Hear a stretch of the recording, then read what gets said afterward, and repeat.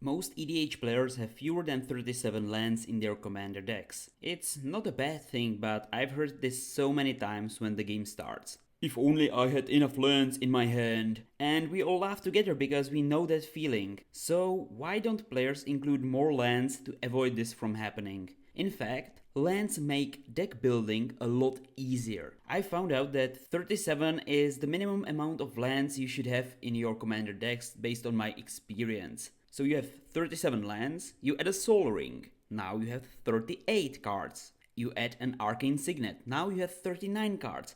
And then you add your commander, and you have 40 cards in total. Now you just need 60 cards out of 100 to finish your deck instead of having 100 cards. That's why the first thing I do when I build a commander deck, ironically, I start with my lands first and then I need just 60 cards, so it's a lot easier to reverse engineer and don't keep lands at the end, because then it's really hard to see which cards you should cut out because you have so many good cards but you have only 30 lands, but that's not enough. That's why I always start when deck building with my lands and then I finish with the good stuff, with the interesting creatures and the whole theme of my deck. So I know I don't need to cut out cards, which is really hard sometimes. In monocolored and two-colored decks, I use only basic lands. For example, in my Erebos deck, I'm playing only swamps. The reason why I love these basic lands is that they enter the battlefield untapped, that I can immediately use them, and they are extremely cheap. If I have a $100 budget, basic lands that cost nearly nothing, not even $10 for 40 of them, and now I have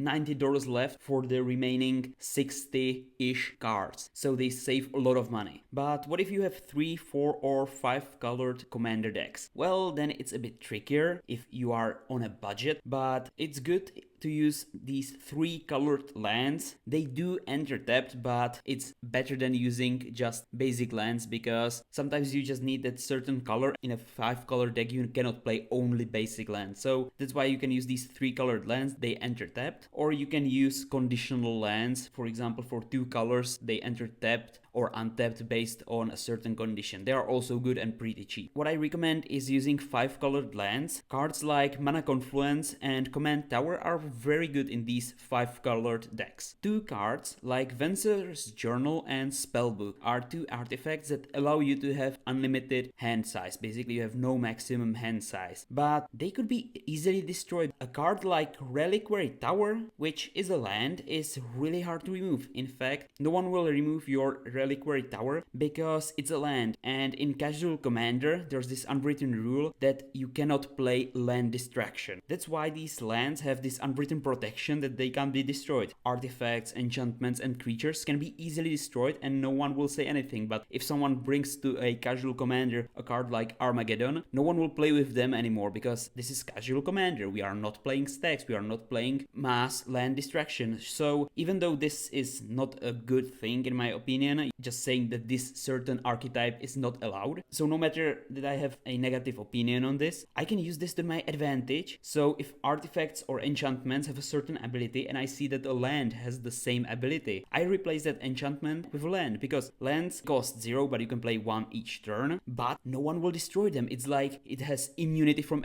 anything. It's like indestructible, and no one can do, even though the word indestructible is not written there in Casual Commander, but no one will dare to remove your lands. Not having enough lands in your hand is really frustrating, and you won't even enjoy the games. You definitely know that game where you just had 2 lands in the beginning of your game, you played them both, and then on turn 5 you had only 2 lands because you weren't able to get your lands, and it wasn't fun at all. Just doing nothing, having 2 mana and just drawing and hoping you draw a land, it's a terrible feeling. So that's why I can recommend you from experience that you should have at least 37 lands. And if someone says that, oh, no, you can have just 20 lands if you fill 17 mana rocks, trust me, don't do that. Or if someone says, oh, you can have only 20 lands in your deck, the rest will be ramp cards. But if you don't have the mana to play that ramp card, it's pretty much a useless card in your hand. So 37 lands is really ideal because you add a Soul Ring, Arcane Signet and your commander, and now you have 60 cards left to build your dream deck. So it's a lot easier and makes the game fun because you can play the game because you have mana to play your cards. If this video helped you, I highly recommend you to watch this video next.